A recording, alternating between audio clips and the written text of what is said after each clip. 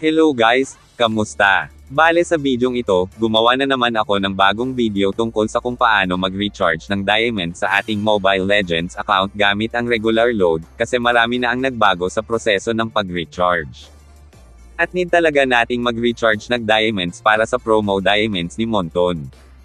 Pero bago ang lahat, like mo muna ang bidyong ito para mas i-recommend pa ito ni YouTube sa iba pang viewers.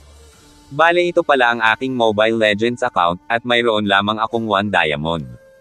So, ngayon magsimula na tayo. I-home mo lang ang iyong phone. Punta ka sa Google, Chrome o di kaya'y sa Safari. I-search mo ang Codeshop. Hanapin at i-click lang ang Codeshop guys at matik dadalhin na kayo sa store nila.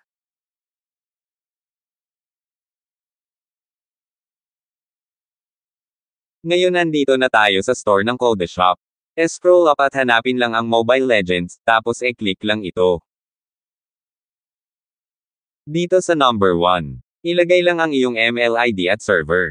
Sa mga hindi alam kung paano makita ang ML ID at server, open nyo lang ang ML account nyo at punta kayo dito. Yung mahabang numero, yan ang ML ID at ang karugtong na mga numero ay yan ang server mo. Paalala lang, ilagay mo ang iyong ML ID at server, huwag kopyahin ang akin.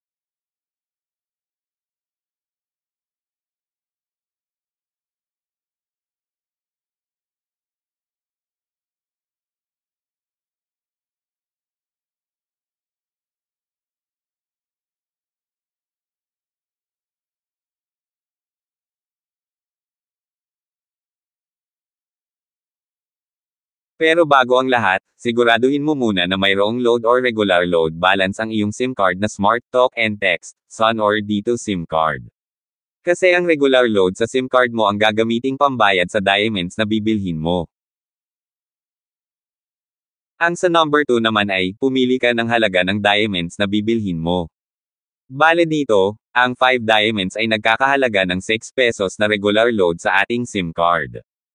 Ang 11 diamonds naman ay nagkakahalaga ng 10 pesos na regular load.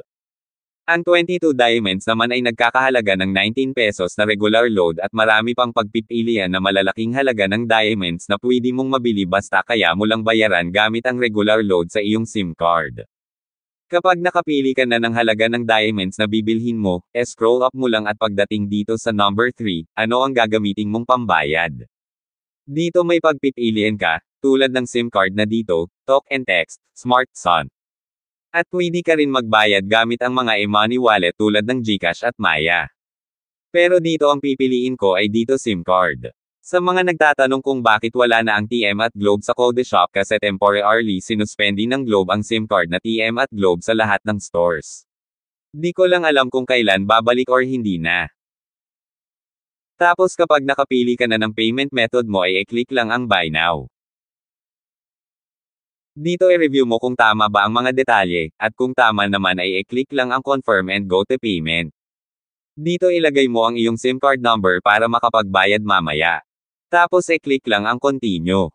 Tapos kapag ganito ang lumabas, hintayin lang ang code na dumating. At kapag dumating na via text message, kunin ang code at ilagay sa box.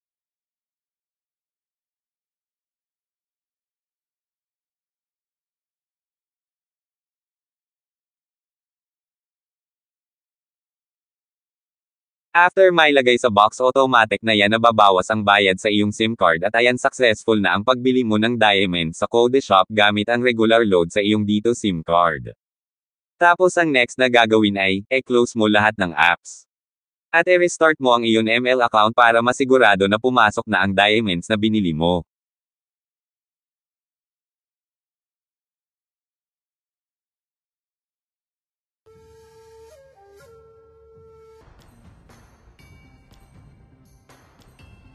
At ayan na guys, pumasok na ang 5 diamonds na binili ko. Kanina mayroon lamang akong isang diamond.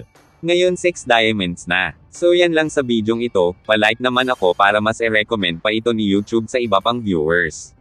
Salamat!